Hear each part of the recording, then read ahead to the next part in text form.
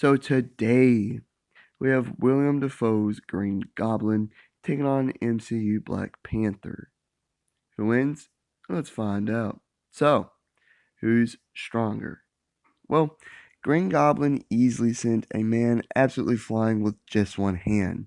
Stopped a punch cold from Maguire's Spider-Man, sent him flying easily several times, even through walls, and beat the crap out of him, causing him to bleed.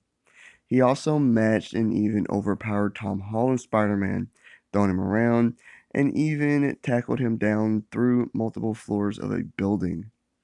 He also easily held up a cable car full of people with just one hand. But Black Panther is amped by the heart-shaped herb, making him essentially a super soldier.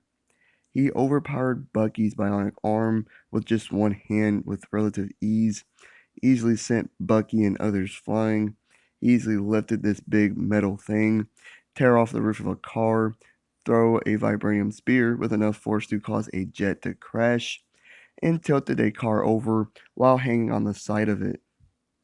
This guy even wrestled a rhinoceros to the ground, the second largest land animal in the world.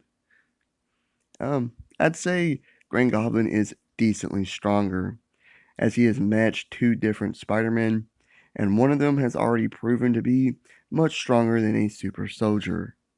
Yeah, I'd say he's stronger. What about durability? Well, Green Goblin's durability was enhanced just like his strength. His armor helps him out, and he's also mentally insane, kinda like DC's Joker. He easily withstood hits from Tom Holland's Spider-Man being sent through a wall and having a brick wall slammed on top of him. He just psychotically smiled as Tom Holland's Spider-Man laid into him with multiple punches. And even at the end, when Tom Holland's Spider-Man was vengeful and was not holding back and was just beating the crap out of him, um, he didn't sustain any fatal injury and remained conscious through all of it. But even without his suit and while depowered, T'Challa endured several deep cut wounds, and he survived a massive fall, followed by being nearly frozen to death. Just without his suit, he got right back up after a big blast from Claw and a big explosion that sent him flying. But with his power and Vibranium suit, his durability is on literally a whole other level. He's 100% bulletproof, ignored a massive fall, very quickly recovered from 3 electrical stun blasts from Black Widow, a grenade launcher blast, and being slammed by Thanos. He was able to withstand a lot of that, not only because his suit is virtually indestructible, but also because his suit absorbs the kinetic energy of physical attacks and endures to a limited degree. More on that later, though. And yeah, I'd say Black Panther is better here because of his better armor. And now, speed.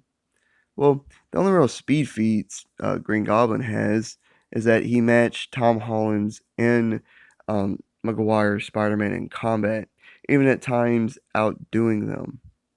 But he really couldn't compete with Tom Holland's Spider-Man once he stopped holding back.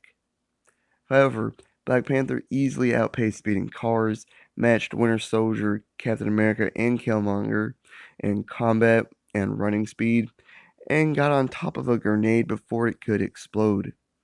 He's also incredibly agile, as he jumped off of a car, ran on the side of a building, and then jumped off of that building onto a moving car, just showing off a ton of acrobatic skills and agility.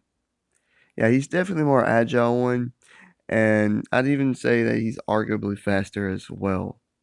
So, Green Goblin is stronger, while Black Panther is tougher because of his suit, and is definitely more agile. Black Panther is definitely the more skilled fighter as well. Like, he was one of the best fighters in the MCU, as he was trained to be a warrior since a very young age. He bested M'Baku while depowered, bested Hawkeye fairly easily, matched or bested Winter Soldier and Killmonger, and he even matched up against Captain America very well. Norman isn't a skilled fighter. He's a mentally insane brawler who relies on his strength and gear. Yeah, that's it.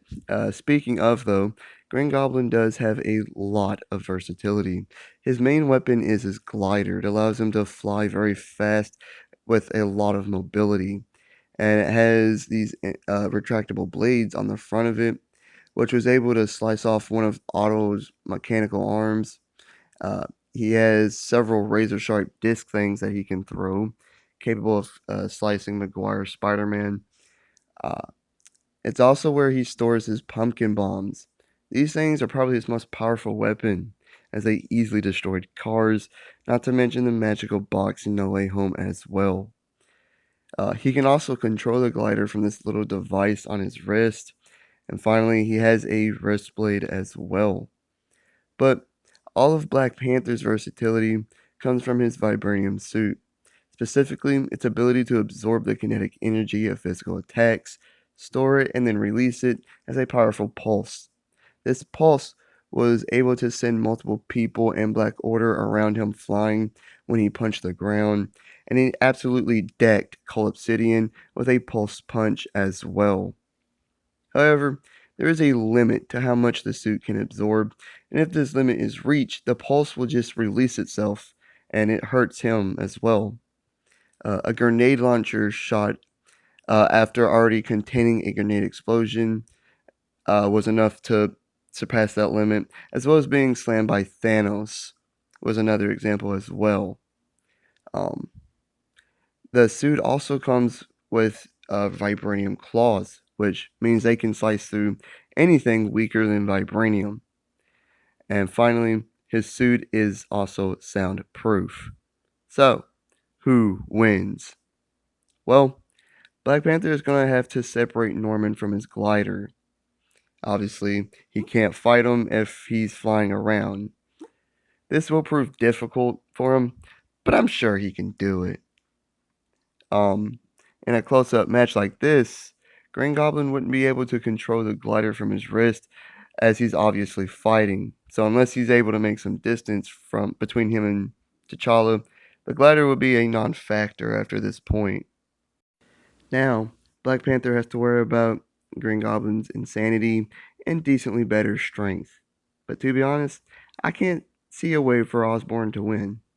Yes, he's used to fighting physically more powerful foes like the two Spidermen that he's fought, but he's never faced one of the best fighters in the world who's armed with a suit made out of the strongest metal on Earth that can absorb kinetic energy and redirect it. Osborn doesn't even know what vibranium is. None of his gear will be able to put Black Panther down except maybe a few direct pumpkin bombs, which T'Challa can easily dodge. His strength won't play much of a factor either unless he gets a chance to just absolutely wail on him. I'm not going to say Norman Osborn can't win.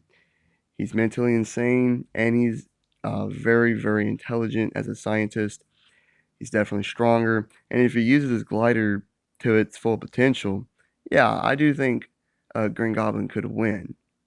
But for the most part, I can't see it happening. I think Black Panther's suit is far too powerful and he's too good of a fighter as well. Yeah, I'm siding with T'Challa at the end of the day. Uh, I mean, it'd be a good fight. A really, really good fight.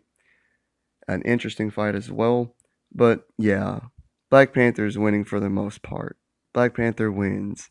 Like and subscribe if you did enjoy. Leave a comment of what you think and hit the notification bell to be notified of all my future videos and all the great stuff. I'll catch you on the next one. Peace.